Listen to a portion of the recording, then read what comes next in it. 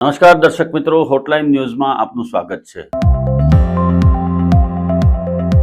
સુરત નજીક નવસારી ખાતેથી કટ્ટરવાદી વિચારધારા ધરાવતા મૂળ ઉત્તર પ્રદેશના વતની એવા ફૈઝાન શેખને અમદાવાદ એટીએસે ઝડપી પાડ્યો છે। એની પાસેથી મોટી માત્રામાં ગન અને કારતૂસ પણ મળી આવ્યા છે। ફૈઝાન શેખ અલ કાયદા જેવી સંસ્થાના આતંકવાદી સંસ્થાના કટ્ટરવાદી વિચારો ધરાવતો હતો અને એણે કોઈ ચોક્કસ ઓપરેશનને પાર પાડવા માટે કેટલાક હથિયારો વસાવ્યા હતા। ખાસ કરીને તેની પાસેથી જે જીવતા કારતૂસ અને હથિયાર મળ્યા છે એ ક્યાંથી લાવવામાં આવ્યા હતા એની પણ તપાસ કરવામાં આવી રહી છે।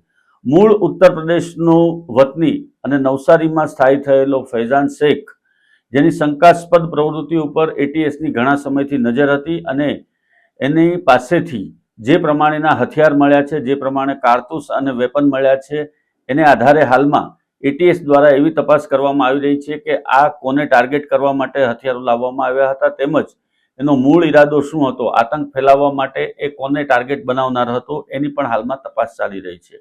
એટીએસની ટીમ દ્વારા એની સાથે આ ફૈઝાન શેખ અને અન્ય કોઈ યુવાનો સંકળાયેલા છે કે કેમ એની પણ તપાસ કરવામાં આવી રહી છે અને જે પ્રમાણે એના નિવેદન સામે આવી રહ્યા છે એને જોતા આવનારા દિવસોમાં મોટા ષડયંત્રનો પણ પર્દાફાશ થાય એવી એટીએસના સૂત્રોએ વિગતો આપી છે। હવે જોવાનું એ રહે છે કે ફૈઝાન શેખનો મૂળ ઈરાદો શું હતો અને તે કોને ટાર્ગેટ બનાવવા માંગતો હતો। આ તમામ બાબતોનો સત્તાવાર વિગતો હવે પછી એટીએસ દ્વારા જાહેર કરવામાં આવશે। ધન્યવાદ દર્શક મિત્રો।